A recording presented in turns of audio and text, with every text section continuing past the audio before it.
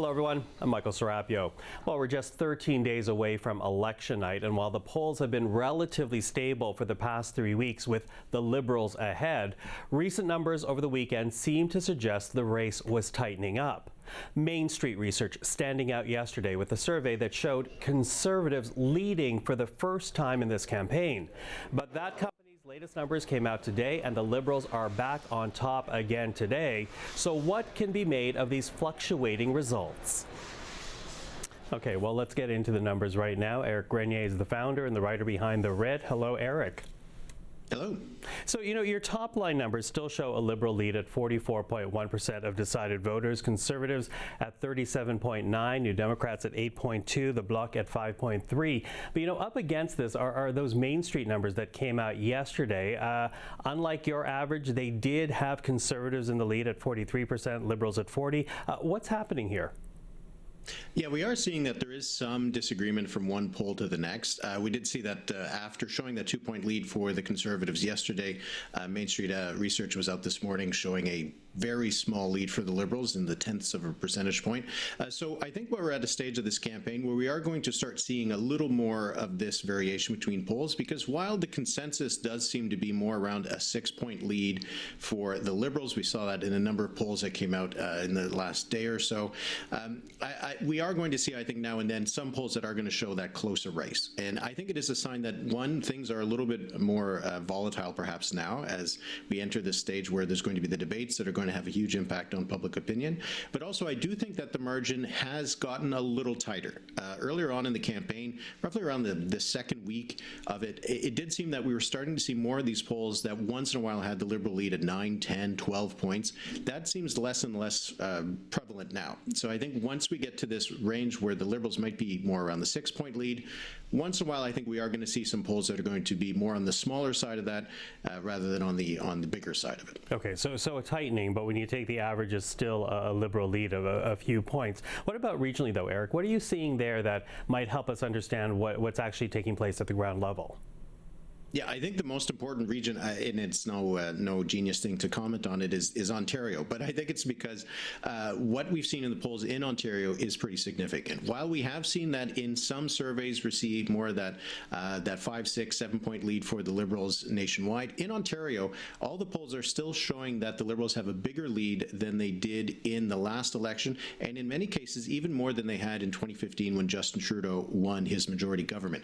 So while we are in that scenario where the national race might be starting to look a little bit tighter, in Ontario, it's still, on average, a double-digit point lead for the Liberals. And as long as they are able to hold that, that puts them in a position to certainly win the most seats, and it gives them a very high chance of a majority government, because we know that they're still leading by big margin in Atlantic Canada, in Quebec as well, and have some inroads in Western Canada I don't think we had expected to see. So Ontario is always where elections are decided, but in this one, I think it's where the Conservatives are really hitting up against a brick wall that they haven't been able to break through. That was one of the failings that Andrew Scheer and Erin O'Toole had in the last few elections, unable to get into the GTA.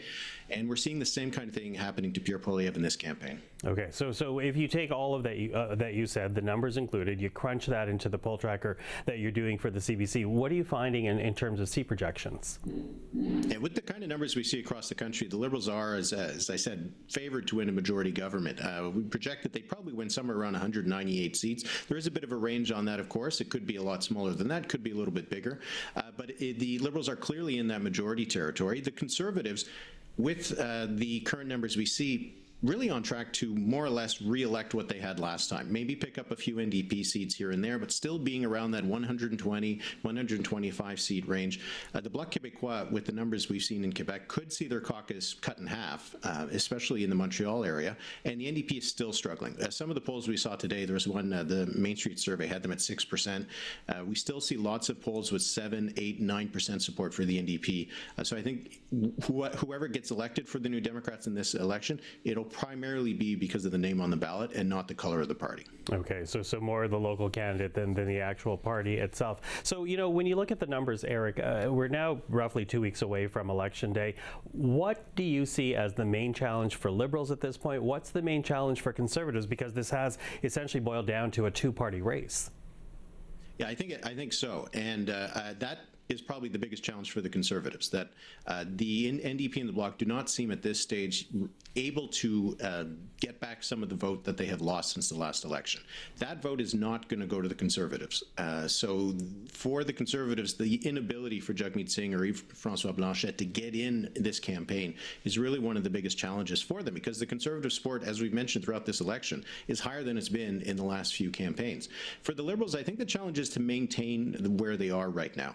I think we're starting to see some indications that the vote, I wouldn't say softening, but that the trend line is not pointing towards bigger leads for the Liberals. And we're starting to see on the personal level from Mark Carney, while he's still beating Pierre Poilievre on the major issues that Canadians care about in this election, and he's still beating him on questions of preferred prime minister and things like that, the margins aren't nearly as big, or at least as big as they were maybe a week or two ago.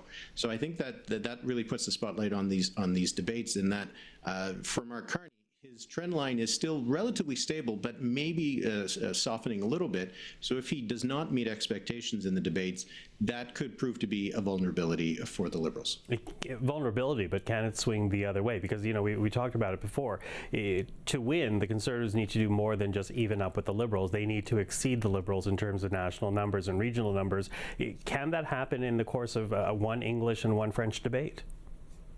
It would be pretty historic, I think, if it did. I think more what's at stake is more along the lines of whether the Liberals will win a majority or minority government, and for the Conservatives, it's whether they can make that increase their odds there. For the Conservatives to get into a position where on election day or the day before it, we'd say they were the favorites to win the most seats, the swing in the polls would need to be somewhere around 10 points nationwide. That is a lot in 2 weeks. It's not impossible. We've seen that kind of thing happen before, but it doesn't just happen organically. There does have to be a big moment in the debate. Either Pierre Poilievre really hits it out of the park, or Mark Carney really falls flat on his face. I don't think, if it's a debate where afterwards those of us are watching it saying, oh, I'm not sure if I saw anything that's going to change the dial here, that's not going to be enough for the Conservatives. They really need to have a really stellar last 2 weeks of this campaign in order to get back into it and have a chance of winning the most seats on election day. Okay, well, you and I will be speaking together during the English language debate. I look forward to that. But for now, Éric Grenier, thank you for this. Thanks.